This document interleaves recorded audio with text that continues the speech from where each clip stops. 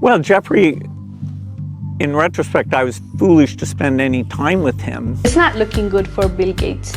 Just the other day, we talked about how his foundation was given immunity and privileges, but now the High Court of Kenya has suspended its privileges and immunities under the Privileges and Immunities Act, which has been granted by the government. While most billionaires seem to be accepting the new political landscape of this country, Bill Gates is once again up to his same old tricks. And in this video, I'm going to tell you how he might just lose all his operations in Africa and how he's trying to undermine the Trump administration. And we're going to start things off with his alleged scheme to disqualify RFK Jr. I'm sure most people haven't even heard about the petition to remove RFK Jr. from taking over the leadership of the Department of Health and Human Services. As of right now, the petition seemingly has signatures from almost 24,000 physicians. However, this seems pretty much like a scam, and here's why.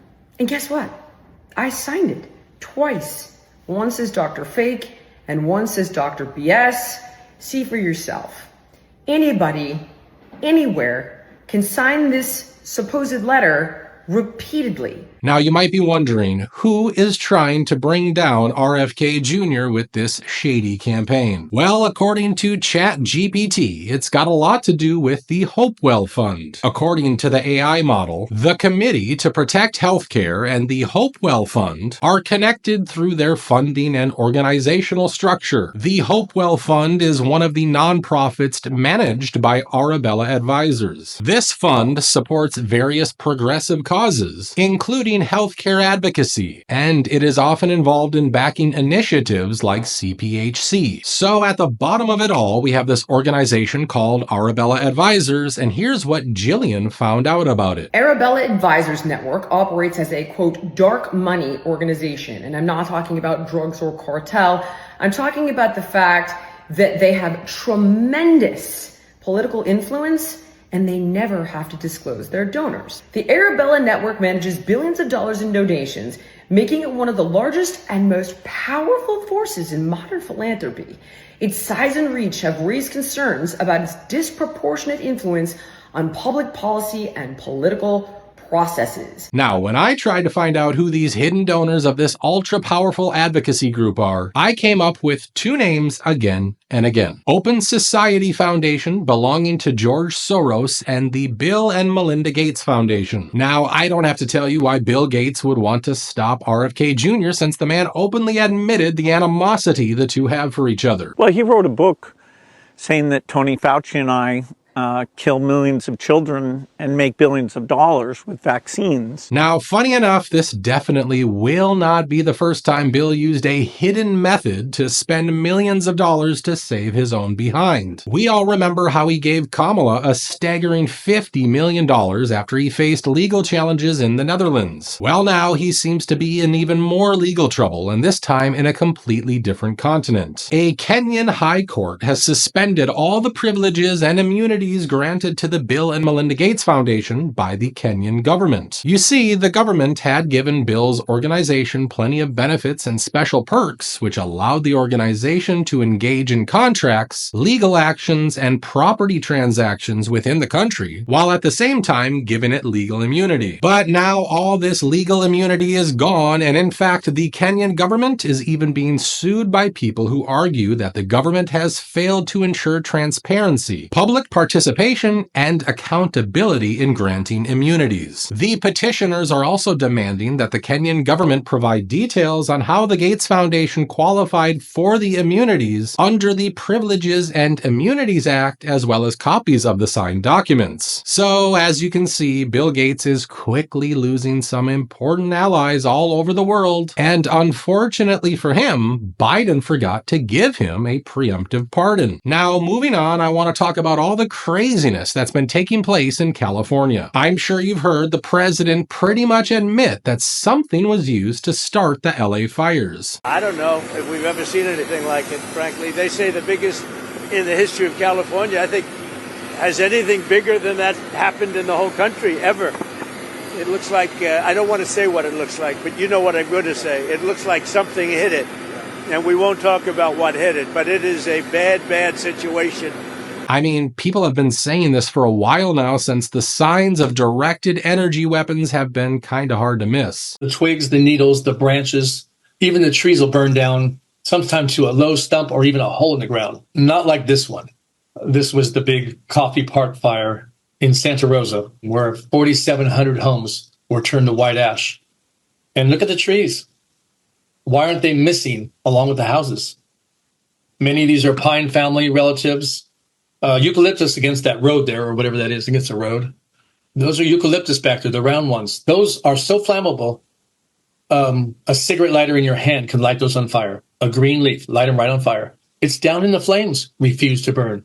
Upper foothill or lower pine belt here. Very flammable areas. And no, they're not burning. And look in the background.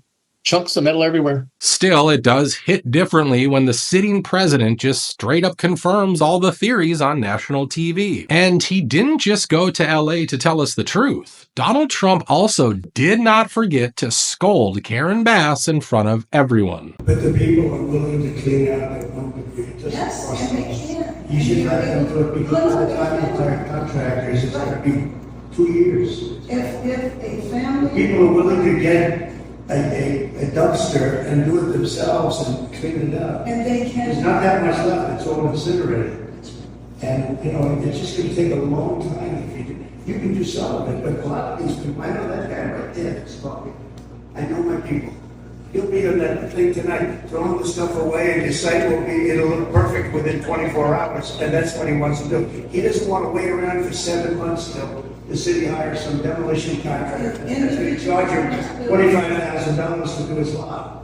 But I don't think the people running California are ever going to change. Did you know that they just denied a bill that would have given the authorities $1 billion to prevent wildfires? Of course you didn't, because the media will not ever turn that into a headline. But here's State Representative James Gallagher telling California Democrats why they need to do something before the entire state burns down. This amendment that I'm submitting to add $1 billion of funding to fuel reduction projects in California. Now, some may say that we can't afford it. As a representative of Paradise, I can tell you, you can't afford not to. Some may say we're already doing enough. I think that these fires show that just isn't so. The next fire is not only just around the corner, it's already burning. We can't control the wind, but we can control fuel. Vegetation buildup on our public lands, in the Sierras and in the coastal mountain ranges. We can protect ignition points along roadways and power lines. But of course, they didn't pass the bill because apparently LA Fire wasn't costly enough, despite causing $250 billion in damages. Now, while we are talking about LA, I want to talk about how the city recently became the center of a huge internet mystery when videos like this one started popping up online.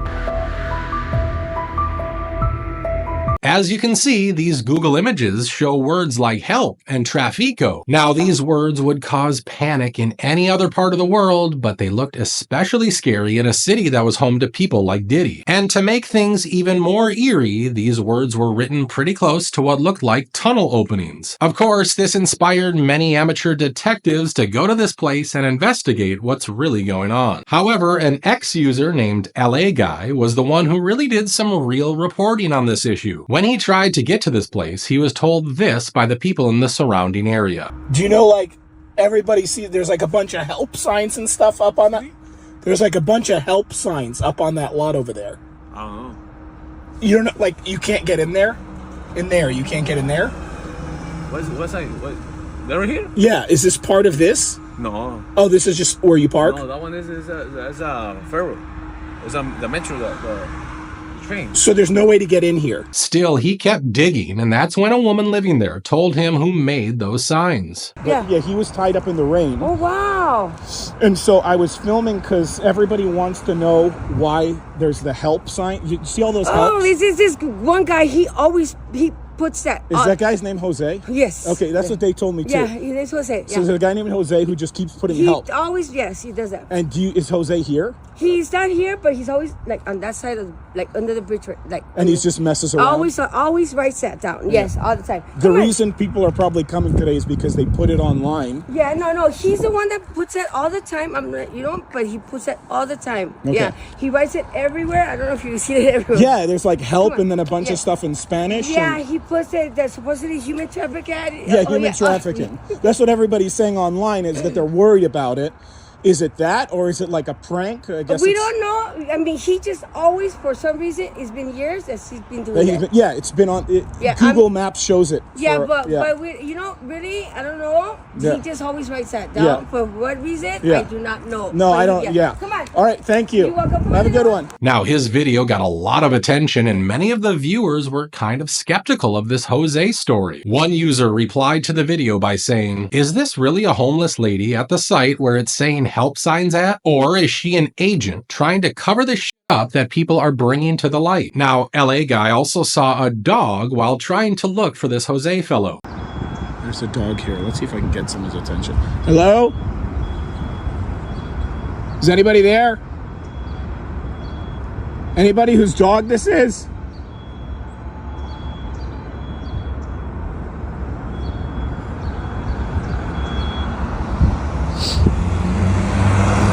I kind of feel bad for the dog, but I'm assuming his owner is down there somewhere. And a lot of people were concerned for the safety of this dog and asked him to see if it could be rescued. But this is when things got scary and even weirder. Hey guys, do you know who the owner of the dog Sus is? It's a Frenchie. What? A white Frenchie dog named Sus. Why are you guys asking? I wanted to talk to the owner. Where's the dog? The dog was over there earlier today. Yeah, it's my dog. Sus is your dog? My dog, homie. The Frenchie? Yeah, what's up? Okay, perfect. Can I see the dog? The dog's not around here, dog. Where'd it go? It's not around here right now. Okay. All right, what's up? I was gonna offer you money for it. No, it's not for sale. And it's your dog? You can say that, yeah. Yeah. I'm sorry. Okay. Fuck! You see what I'm talking about? No? No, I don't know. I don't know. So she doesn't live here, though? Are you recording, bro? Yeah. For my own safety. Yeah, check it out, dog. For your own safety, you might want to turn the phone off, dog. Okay. So we don't get down like that over here, dog. Now, of course, it's possible that those signs were just made by a homeless guy who loves writing words like help, Trafico, and LAPD. However, considering all the insane things going on in LA right now, it's not too far-fetched to think that something much scarier might be going on in that train yard. Now, do let me know what you guys think about Bill's actions and President Trump's admission. Also, do you think those help signs were just modern art, or were they pointing to something far more concerning? Feel free to share your thoughts in the comments section below. Thank you so much for watching, and I'll see you in the next one.